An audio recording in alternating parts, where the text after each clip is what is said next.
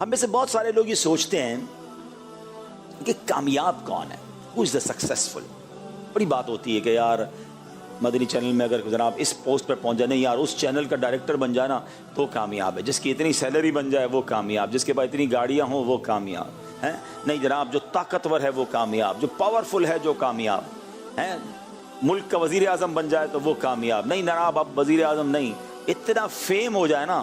الگ الگ لوگوں کی مائنڈ سیٹ ہے نا, کہ اتنے فالوورز ہوں, سوشل میڈیا پر اتنے چاہنے والے ہوں, دنیا کے اتنے ملکوں کا سفر کر لیا ہو, یا فلاں ملک کا پاسپورٹ مل جائے. ہر بندے کا الگ مائنڈ سیٹ اور الگ ٹارگیٹس ہیں. ہر بندے کو آپ پوچھیں گے تم بتاؤ کامیاب کون ہے, تو وہ کہے گا فلاں, وہ کہے گا, وہ دوسرا کہے گا فلاں طریقے کا کامیاب. It means everybody have different mind. کیسے پتا چلے کہ کامیاب کون ہے؟ اور ہمیں پتا چل جائے تو ہم اس کو فالو کر کے کامیاب ہو جاتے ہیں. اب میں آپ سب سے سوال کرتا ہوں, ہم سب مل کے بتائیں گے کامیاب کون ہے, یا جس نے ہم سب کو بنایا ہے وہ بتائے کامیاب کون ہے؟ جو ہمارا خالق ہے, ہمارا مالک ہے, اس پوری کائنات کو کریٹ کرنے والا ہے, اور وہی شہرت دینے والا ہے, وہی عزت دینے والا ہے, وہی کامیابی دینے والا ہے, اور کامیابی کا صلہ بھی وہی دینے والا ہے. تو پھر وہ بتا دے تو پھر فائنل ہے نا. تو آئے آج قرآن سے پوچھتے ہیں, قرآن پر ہم سب کا ایمان ہے کہ اے رب کے پیارے کلام تو بتا دے کہ کامیاب کون. اور سبحان اللہ, میں جن آیتوں کی طرف آج جاؤں گا اس میں کوئی بہت لمبی چوڑی لسٹ نہیں دی گئی ہے کہ اتنے سارے کام کرو تو تم کامیاب ہو جاؤ گے. اچھا, پھر ہمارا ایک اور بھی معاملہ ہوتا ہے, ہم جب ادارے میں ہوتے ہیں کہ بھائی آپ کو کوئی ٹارگیٹ دیتے ہیں کہ بھائی آپ نے مہینے میں یہ کام اتنا کر لینا ہے. اگلا سوال یہ ہوتا ہے کر لیا تو کیا ملے گا؟ ہیں بھائی, ٹارگیٹ اچیو کر لیا تو کوئی انسینٹیو, کوئی آپ کہیں گے سرٹیفکیٹ ملے گا, بھائی آگے اگلے سال آپ کا اجارہ بڑھ جائے گا. آپ ٹارگیٹ کو اچیو کب کرتے ہیں یا کوشش کب کرتے ہیں اس کو کرنے کی کہ then you know the incentive, کہ بھائی اس کے بعد اس کا فائدہ کیا ہوگا. ٹھیک ہے نا. تو سبحان اللہ, اللہ کریم نے پہلے تو بتایا قرآن میں کامیاب کون ہیں, اور پھر ان کا انعام بھی بتا دیا ہے. کامیاب اللہ کے نزدیک بن جائیں, میں سمجھتا ہوں اس سے بڑا کوئی کامیاب نہیں. اور جو انعام اللہ نے قرآن میں اعلان کیا نا, اس سے بڑا دنیا میں کوئی انعام بھی نہیں ہے. دا بگیسٹ اچیومنٹ ایوارڈ ان کامیاب لوگوں کو ملے گا جن کا قرآن میں ذکر ہے. میں ابھی آیتیں پڑھوں گا کہ رب کریم نے قرآن کے ذریعے بتا دیا کامیاب کون ہے, اور یہ بھی بتایا جو کامیاب ہے ان کا انعام کیا ہے. نا آج آپ کو میں گویا یوں سمجھ لیں, میں آپ کو قرآن کی طرف سے ایک ٹارگیٹ دے رہا ہوں کہ اس کو اچیو کر لو, کائنات کا سب سے بڑا انعام آپ کو مل جائے گا. اس سے بڑی تو کوئی چیز نہیں ہے نا. اچھا, جو اور خوبصورت بات, آپ سوچیں گے یار پھر تو بہت کچھ کرنا پڑے گا, بہت بڑے بڑے کام ہوں گے, ہوئے ہوئے کائنات کا سب سے بڑا انعام, we have to do so much things. نہیں, مزے کی بات یہ ہے صرف 5 سے 6 کام قرآن نے بیان کی, اور وہ اتنے مشکل بھی نہیں ہے, کوئی بڑا کام نہیں ہے. اگر بندہ کرنا چاہے اٹس ناٹ بگ ڈیل. اب غور سے آئیے میں آپ کو رب کے کلام کی طرف لے چلتا ہوں, اور یہ قرآن پاک کی اتنی خوبصورت آیتیں ہیں, اور یہ ہے سورہ مومنون 18واں پارہ جہاں سے شروع ہوتا ہے نا, the first 10-11 آیات of سورہ مومنون. اچھا, جب یہ سورہ مومنون کی آیتیں نازل ہوئی نا, اس سے پہلے نبی پاک کی کیفیت کیا بنی. آیتیں نازل ہو رہی تھی تو حضرت عمر بن خطاب, کہ آپ وہ عظیم ہستی ہیں کہ بہت سارے لوگ ایمان لائے پیارے آقا کی کوئی بات سن کر, اسلام کی کوئی حقانیت سمجھ کر, اسلام کی کوئی خوبصورتی جان کر, جنگ ہوئی تو اس میں وہ ایمان لے آئے. حضرت عمر وہ ہیں جو قرآن پڑھ کر ایمان لائے, قرآن سن کر ایمان لائے. ہے نا پورا واقعہ ہے, جو آپ کی بہن ایمان لے آئی تھیں, آپ گھر پہنچ گئے, بہن پہ تشدد کیا تو کہا بتاؤ تو سی کیا پڑھ رہی تھی, آیتیں پڑھتے گئے, دل کی دنیا بدلتی گئی, اور آقا کے قدموں میں آ کر ایمان لے آئے. تو ان کی جو سٹارٹنگ ہے نا وہ قرآن سے ہے. حضرت عمر وہ عظیم ہستی ہیں, یہ پھر الگ موضوع ہے, کبھی انشاءاللہ کریں گے, کہ آپ وہ ہیں کہ جن کی زبان پر حق جاری ہوتا تھا. آپ نبی پاک کو مشورہ دیتے تھے, اللہ قرآن کی آیت نازل فرما دیتا ہے. اتنی موافقت آپ کی قرآن پاک کے ساتھ رہی. One of the amazing personality in the history of Islam. ایک اور خوبصورت جملہ, میں اور آپ مسلمان ہیں تو عزت والے ہیں. میری اور آپ کی عزت کا سبب مسلمان ہے. حضرت عمر وہ ہیں کہ جب سے وہ اسلام لائے ہیں, اسلام کی عزت میں اضافہ ہوا ہے. Look at the difference. اسلام کو ترقی ملی, اسلام کو عروج ملا, مسلمانوں کے دل کھل گئے. حضرت عمر جب ایمان لائے, اللہ نے وہ مقام عطا فرمایا. ایک ہی حدیث ان کے فضیلت پر کافی ہے کہ میرے آقا فرماتے ہیں اگر میرے بعد کوئی نبی ہوتا تو عمر ہوتا. اللہ حضرت عمر کے مزار پر انوار پر کروڑوں رحمتوں کی بارش نازل فرمائے. اور آپ کو پتہ ہے ان کا مزار کہاں ہے؟ مزار کہاں ہے؟ صرف مدینے میں نہیں ہے, صرف جنت البقیع میں نہیں ہے, روضہ رسول کے اندر سنہری جالیوں کے پیچھے جہاں نبی پاک کی قبر منور, رائٹ آفٹر حضرت ابوبکر صدیق اور اس کے ساتھ حضرت عمر فاروق جلوہ فرمائے. سبحان اللہ. قیامت تک جتنے مسلمان، کروڑوں اربوں مسلمان روضہ رسول پر جا کر سرکار علیہ الصلوۃ والسلام کی بارگاہ میں سلام عرض کریں گے، وہاں حضرت ابوبکر صدیق کو بھی سلام عرض کریں گے، حضرت عمر فاروق کو بھی سلام عرض کریں گے. اللہ ان کی قسمت کے صدقے ہمیں بھی مدینے کی زندگی اور مدینے کی با ایمان موت نصیب فرمائے. حضرت عمر بن خطاب بھی اس حدیث کے راوی ہیں. کہتے ہیں کہ جب نبی کریم علیہ الصلوۃ والسلام پر وحی نازل ہوتی تھی نا، جب قرآن کی آیتیں اترتی تھی تو پیارے آقا کی جو کیفیت تھی نا وہ سڈنلی چینج ہو جاتی تھی.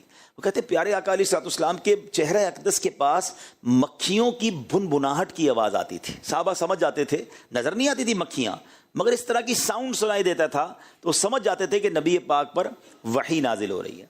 اب ایک دن وحی نازل ہوئی، ہم سب رک گئے. جب یہ کیفیت ختم ہوئی تو پیارے آقا علیہ الصلوۃ والسلام نے قبلہ رو ہو کر ہاتھ اٹھائے اور دعا کی. چلیں آپ بھی ہاتھ اٹھا لیں، بڑی بڑی مبارک، کیونکہ ہم اسی آیتوں کی تلاوت کر رہے ہیں اور دعائیں بڑی پیاری ہیں. اے اللہ عز و جل ہمیں زیادہ عطا کرنا اور کمی نہ فرمانا، ہمیں عزت دینا اور ذلیل نہ کرنا، ہمیں عطا فرمانا اور محروم نہ کرنا، ہمیں چن لے اور ہم پر کسی دوسرے کو نہ چن. اے اللہ عز و جل ہمیں راضی فرما اور ہم سے راضی ہو جا. آمین بجاہ النبی الامین صلی اللہ علیہ وسلم. پیارے آقا نے یہ دعا کی اور پھر فرمایا مجھ پر 10 آیتیں نازل ہوئی ہیں، جس نے ان مذکور باتوں کو اپنایا وہ جنت میں داخل ہوگا. اب وہ آیتیں کون سی ہیں؟ ٹھیک ہے، آیتیں کیا ہیں؟ اللہ تبارک و تعالیٰ قرآن میں ارشاد فرماتا ہے بسم اللہ الرحمن الرحیم قد افلح المؤمنون. پہلی آیت، بے شک ایمان والے کامیاب ہو گئے. آپ سب کو مبارک ہو. الحمدللہ اس پہلی آیت پہ ہم سب کا عمل ہے کہ ہم سب مسلمان ہیں. ایمان والے کامیاب ہیں اور ہم کون ہیں؟ ایمان والے. الحمدللہ فرسٹ کیٹیگری، یعنی پہلا کوشچن کے آگے ٹک ہو گیا ہے کہ یہ ہمارا عمل ہے. مگر اس میں ایک تھوڑا سا ٹویسٹ ہے.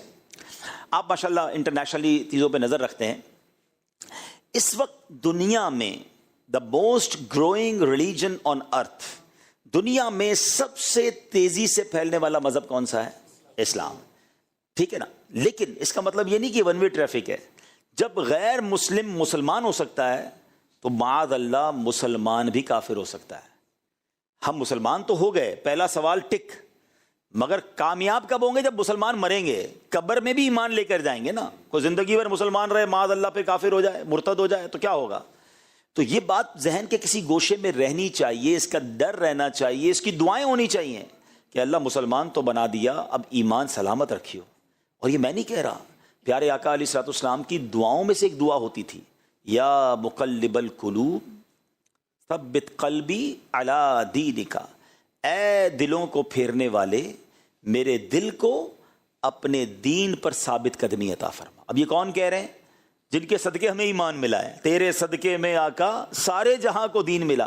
وہ آقا کہہ رہے ہیں کہ اللہ میرے دل کو سلامت رکھ. یہ ہماری تربیت ہے نا کہ دل بدلتا ہے. اب ہر کسی کو سننا ہے، ہر کسی کی صحبت میں بیٹھنا ہے. ہمارے یہاں یہ بھی بڑا پرابلم ہے کہ ہم کہتے ہیں یار میں سنتا سب کو ہوں، میں بیٹھتا سب کے ساتھ ہوں. ہمیں یہ سمجھنا ہے کہ ہمیں اگر بے دینوں کے ساتھ بیٹھیں گے، بے دینوں کو سنیں گے تو یہی تو ان کا پلان ہے کہ کسی طرح ہمارا ایمان چھین لیا جائے. شیطان نے اپنے چیلے چھوڑے ہوئے ہوتے ہیں نا. شیطان اپنی شکل میں تو نہیں آتا، کوئی نہ کوئی بندے آگے کرتا ہے، کوئی ایسی خیالات آگے لاتا ہے.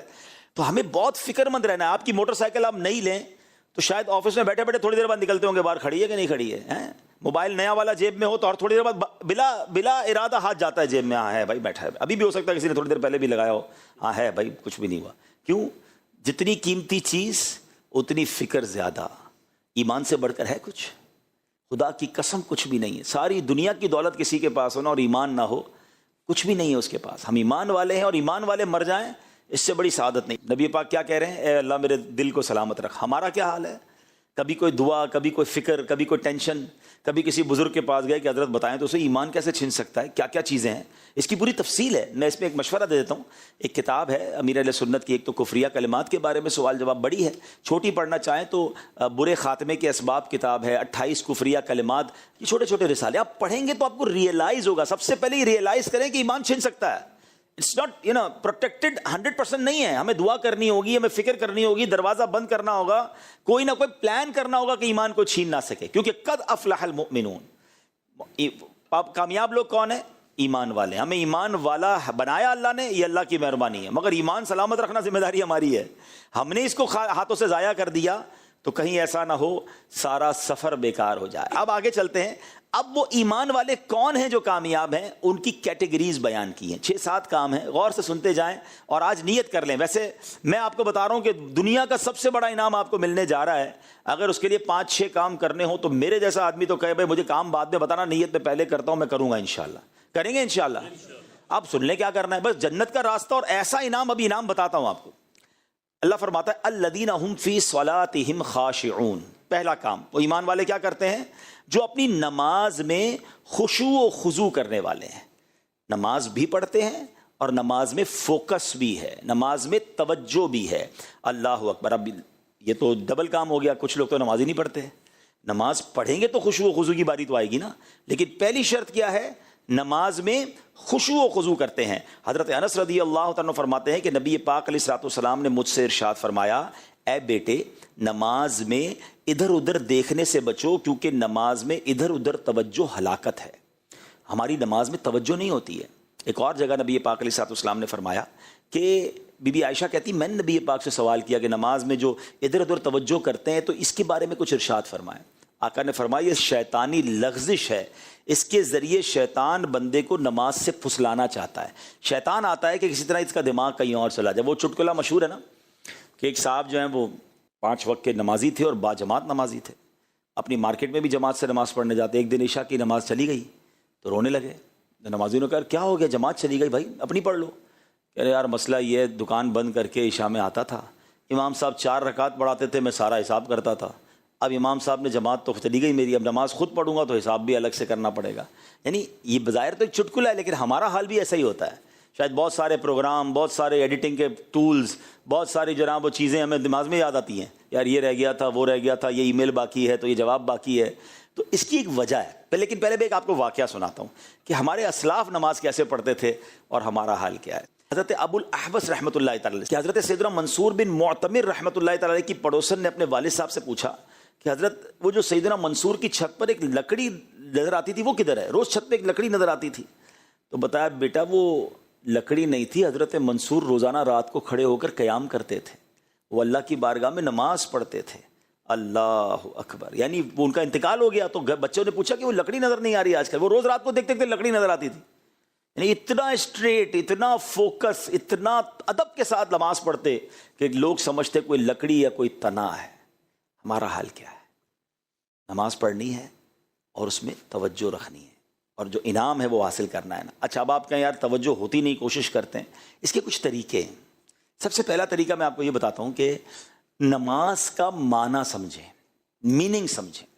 جب آپ کو نماز کے معنی آتے ہوں گے نا, الحمدللہ رب العالمین جب کہیں گے تو اس کا معنی کیا ہے, الرحمن الرحیم, تو میں رحمان رحیم کی بات کر رہا ہوں. تو اب جب آپ یہ تلاوت جو بھی کر رہے ہیں, جو بھی آیتیں آپ پڑھتے ہیں, اس کا ترجمہ 2-3 بار پڑھ لیں. تو اب آپ جب نماز پڑھیں گے تو آپ ترجمے کے ساتھ ہوں گے, تو انشاءاللہ بہت چیزیں آپ سائڈ پہ لیفٹ رائٹ نہیں ہوں گے. نمبر 1.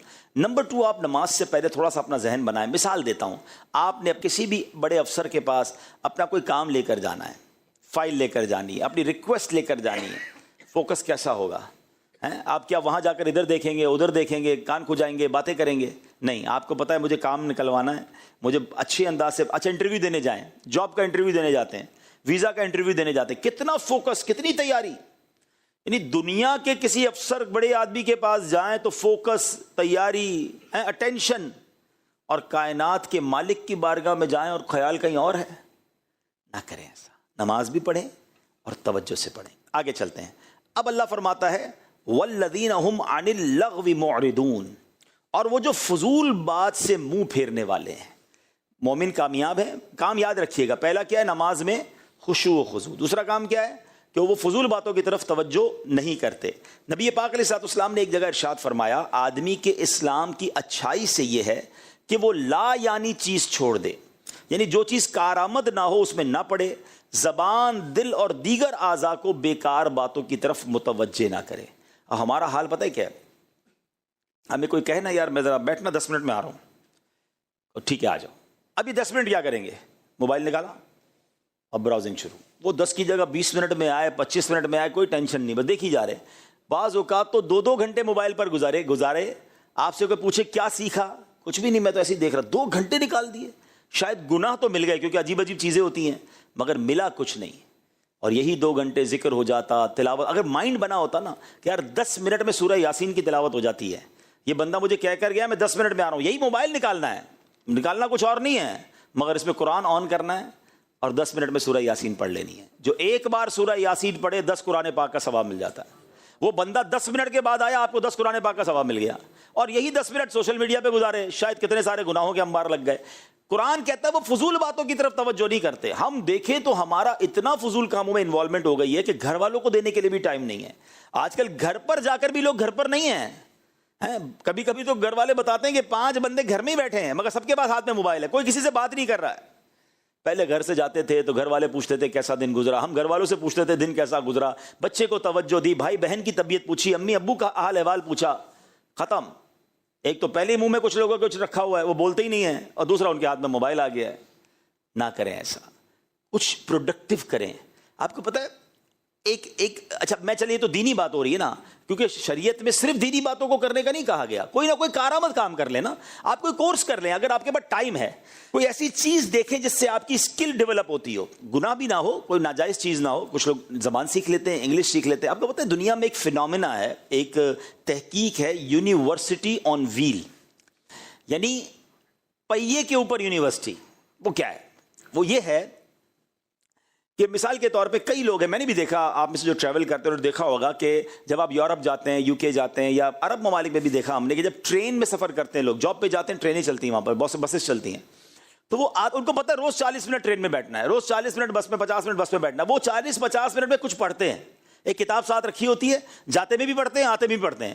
تو یہ جو تعلیم انہوں نے حاصل کی نا, پہیوں پہ حاصل کی ہے, سفر میں حاصل کی ہے, اور اینڈ آف دا ڈے 6 مہینے بعد وہ ڈپلوما کر لیتے ہیں, کوئی امتحان دے دیتے ہیں. مجھے اچھی طرح یاد ہے, ملک یاد نہیں آ رہا, یورپ کا ہی کوئی ملک تھا, تو ہمارے اسلام بھائی کہتے ہیں کہ میں روز 6 بجے ٹرین میں جاتا ہوں آفس پر اور واپس آتا ہوں. تو میں نے روز 6 بجے, یعنی جو 6 یا 7 جو بھی ٹرین کا ٹائم ہے, میں نے مدرسۃ المدینہ on line, Faizan on line والوں سے کلاس بک کر لی ہے.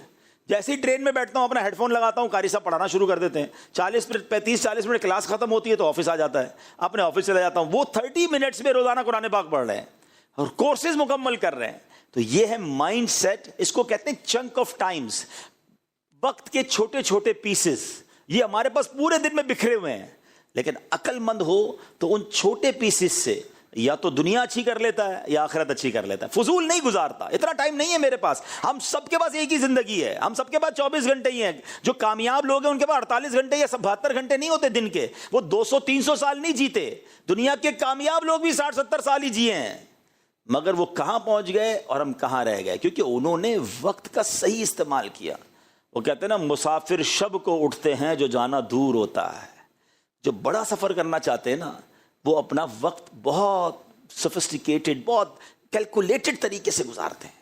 خاص یہ بات سمجھ آ جائے, قرآن بھی یہی کہہ رہا ہے. کہتے ہیں ٹائم مینجمنٹ پر بڑے بڑے سیمینار ہوتے ہیں. میں کہتا ہوں یہ ایک آیت ٹائم مینجمنٹ کے لیے شاہکار ہے کہ اللہ نے ایک آیت میں بتا دیا کہ جو کامیاب لوگ ہیں وہ فضول باتوں کی طرف التفات نہیں کرتے. تو سمجھ جاؤ کہ اگر کامیاب بننا ہے تو فضول باتیں, خاص طور پہ گناہوں والی باتیں جو میرے کو کچھ دے تو نہیں رہی ہیں, میرے لیے جہنم کا عذاب اکٹھا کر رہی ہیں, تو پھر کیوں جاؤں ادھر بھائی.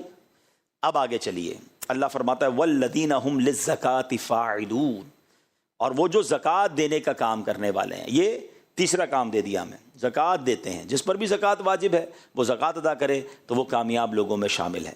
اب چلتے ہیں چوتھے کام کی طرف.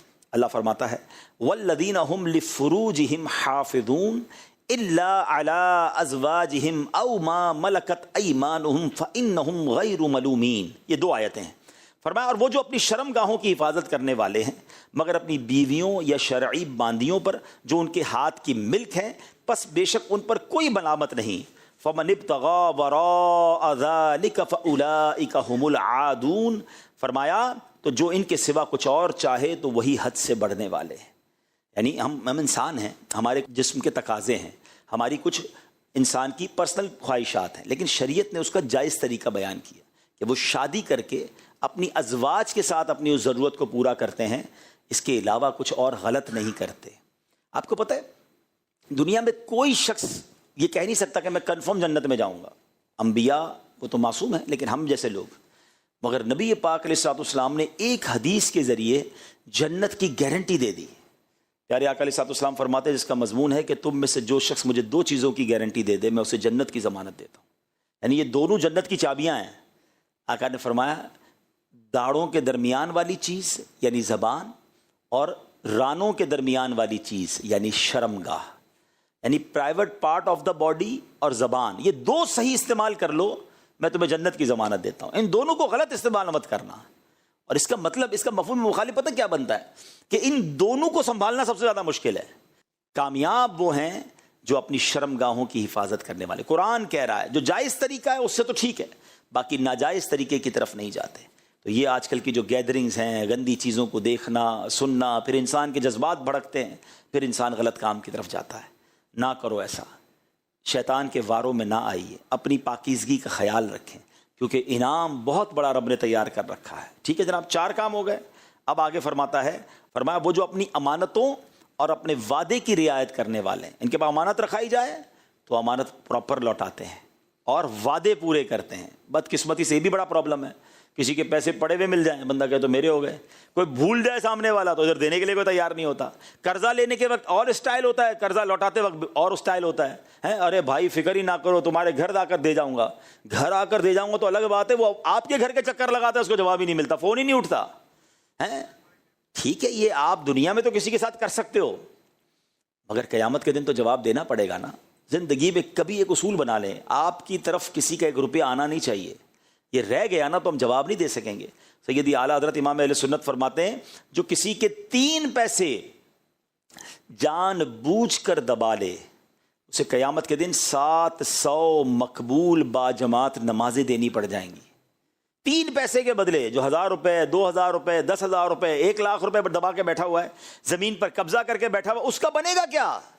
ہم سمجھتے ہیں میں بڑا ترم خان ہوں، میرا کوئی بگاڑ نہیں سکتا. ارے بھائی آپ کو پتہ ہی نہیں ہے.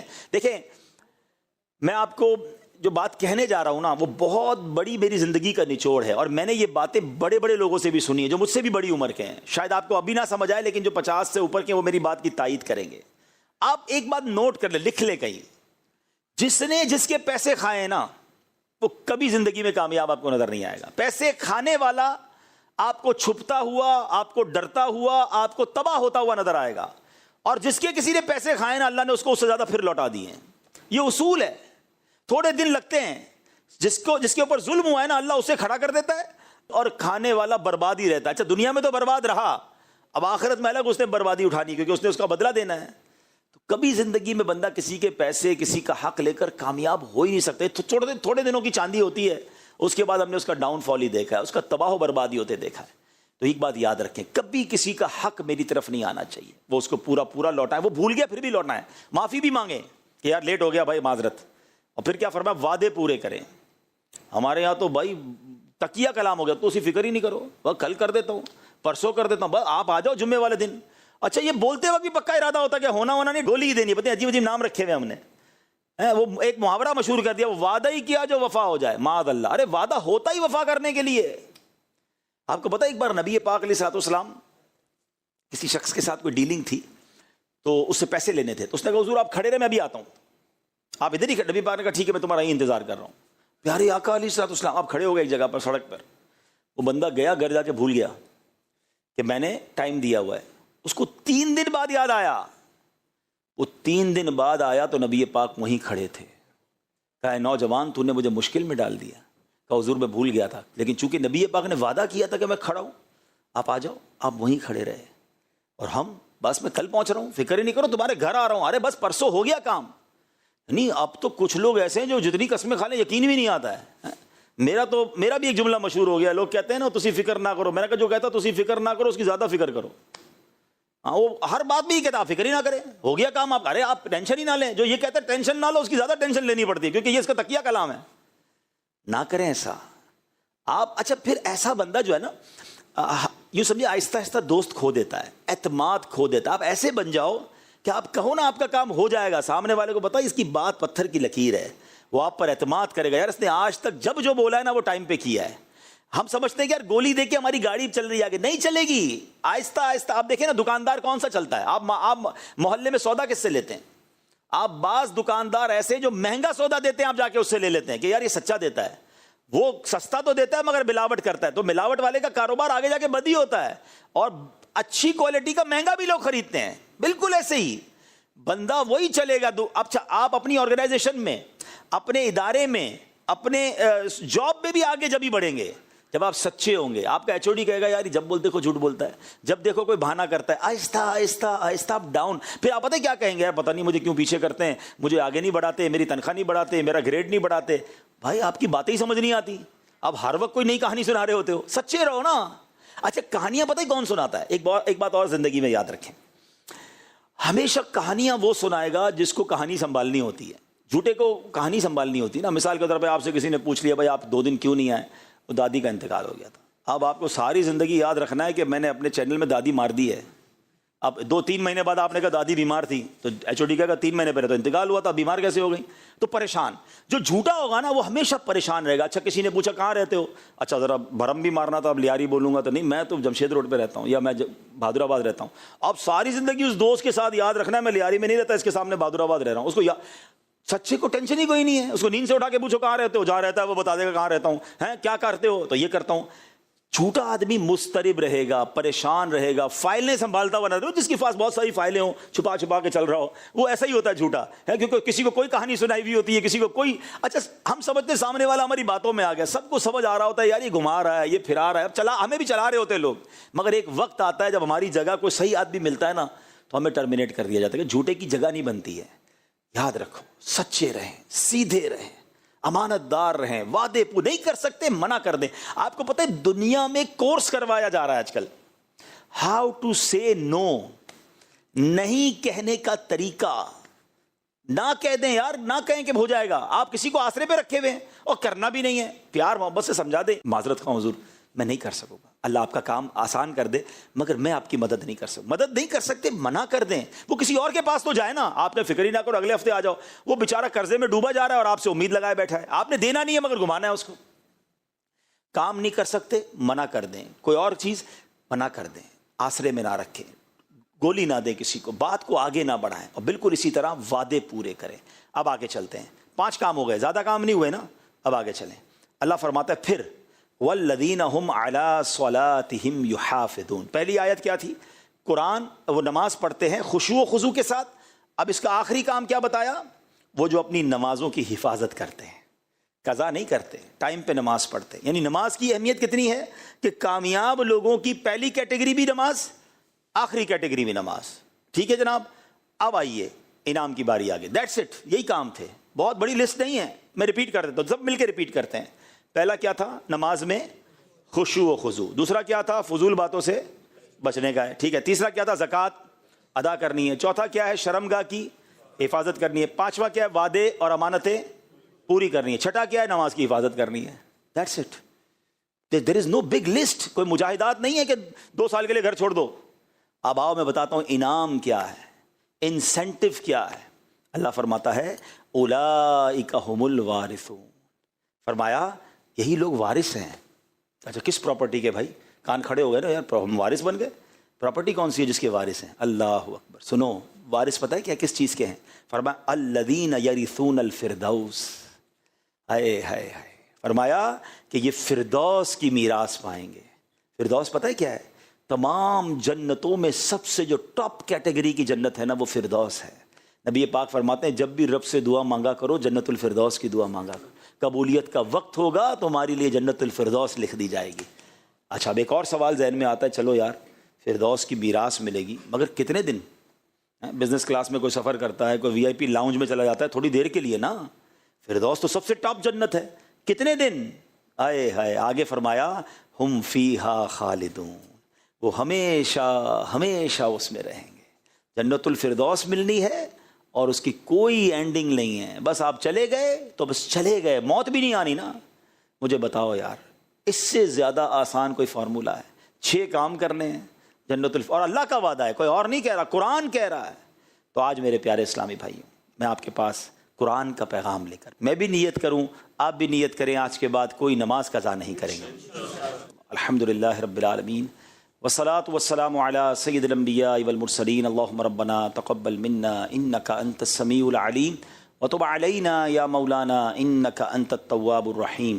اللهم ربنا آتنا في الدنيا حسنة وفي الآخرة حسنة وقنا عذاب النار یا رب البیت الطف فیما قضیت وابدل العسر یسر یا اللہ یا اول الاولین یا آخر الآخرین یا ذا القوة المتین یا راحم المساکین یا ارحم الراحمین ارحمنا نحن الفقراء والمساکین۔ اے رب کریم ہم سب کا جمع ہونا اپنی بارگاہ میں قبول فرما، ہم سب کے تمام صغیرہ کبیرہ گناہوں کو معاف فرما، ہمارے ماں باپ کی اور نبی پاک علیہ الصلوۃ والسلام کی ساری امت کی بخشش فرما۔ اے اللہ جتنے بھائی آئے ہیں ہاتھ اٹھے ہیں تو سب کے نام بھی جانتا ہے، کام بھی جانتا ہے، ہم سب کی مشکلوں کو آسان کر دے۔ اے رات کے اندھیرے کو دن کے اجالے سے بدلنے والے، ہماری غموں کی رات کو خوشیوں کی صبح سے بدل دے، ہماری دکھوں کی رات کو سکھ کی صبح سے بدل دے، ہماری بیماری کی رات کو شفا کی صبح سے بدل دے، مدینہ طیبہ سے دوری کی رات کو صبح طیبہ سے بدل دے۔ اے کریم ہمیں 5 وقت کا نمازی بنا دے، نمازوں میں خشوع و خضوع بھی عطا فرما، فضول باتوں سے ہم سب کو محفوظ فرما، اپنی شرمگاہ اور اپنی زبان کی حفاظت کرنے کی توفیق عطا فرما، ہمیں وعدوں کا پابند بنا دے، ہمیں امین بنا دے۔ اے اللہ جنت الفردوس کے جن وارثوں کا ذکر تو نے سورہ مومنون میں فرمایا، کریم مولا ہمیں ان میں شامل فرما دے، بلا حساب جنت میں داخلہ ہم سب کا مقدر فرما۔ ربی یسر ولا تعسر وتمم لنا بالخیر یا فتاح وبک نستعین وافوض امری الی اللہ ان اللہ بصیر بالعباد لا الہ الا انت سبحانک انی کنت من الظالمین۔ دعوت اسلامی کو ترقیاں اور عروج عطا فرما۔